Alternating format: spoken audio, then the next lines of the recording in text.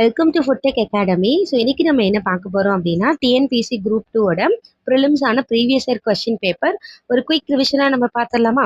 Okay. So இப்போ following ஸ்டேட்மெண்ட்ல எது நமக்கு கரெக்டான ஸ்டேட்மெண்ட் அப்படின்னு கேட்குறாங்க.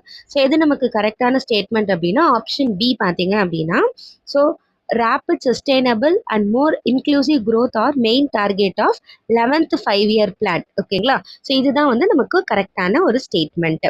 ஸோ நெக்ஸ்ட் நம்ம பார்த்தோம் அப்படின்னா which are among the following is correct regarding the target literacy in 10th plan. So 10th பிளான்ல எது நமக்கு டார்கெட் லிட்ரஸியா இருந்துச்சு அப்படின்னா லைக் ஆப்ஷன் ஏல பாருங்க 75% வித்தின் பிளான் பீரியட் இருக்கு இல்லையா? ஸோ அதை நம்ம இன்க்ரீஸ் பண்ணணும் அப்படின்றது தான் நமக்கு வந்து கரெக்டான ஒரு ஆப்ஷனாக இருக்கு.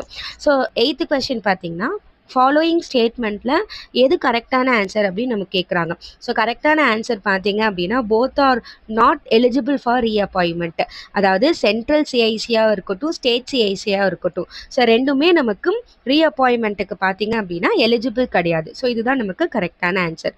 ஸோ நெக்ஸ்ட் நம்ம 9th கொஸ்டின் மூவ் ஆகலாம். ஸோ 9th கொஸ்டின் நீங்கள் பார்க்குறப்போ find the following statement about the Sarkaria commission. So Sarkaria கமிஷனோட கரெக்டான ஸ்டேட்மெண்ட் என்ன நமக்கு கேட்குறாங்க.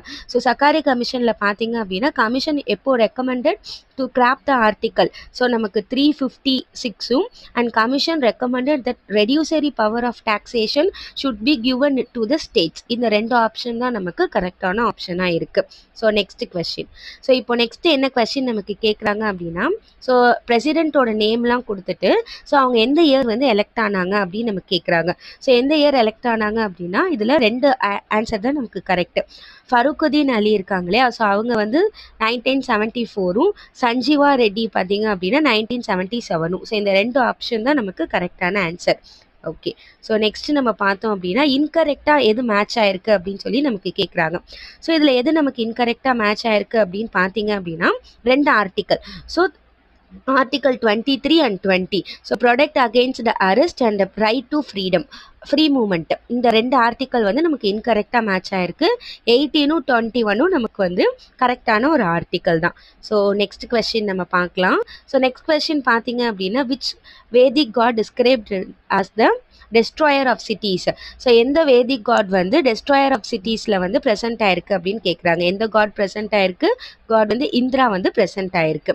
So which of the following is not correct about the அப்பேரண்ட் கல்ச்சர். ஸோ அப்பேரண்ட் கல்ச்சரோட இன்கரெக்டான ஒரு ஸ்டேட்மெண்ட் கேட்குறாங்க. ஸோ இன்கரெக்டான ஸ்டேட்மெண்ட் என்னன்னா அப்பேரண்ட் சைட்ஸ் ஏர்பன் கேரக்டர்னு சொல்கிறாங்க இல்லையா? ஸோ அது வந்து நமக்கு ஒரு இன்கரெக்டான ஒரு ஆன்சர். ஸோ இந்த மாதிரி வீடியோஸ் வேணும் அப்படின்னா கமெண்ட் செக்ஷனில் உங்களுக்கு நீடடான கமெண்ட்டை நீங்கள் மென்ஷன் பண்ணுங்கள். தேங்க்யூ.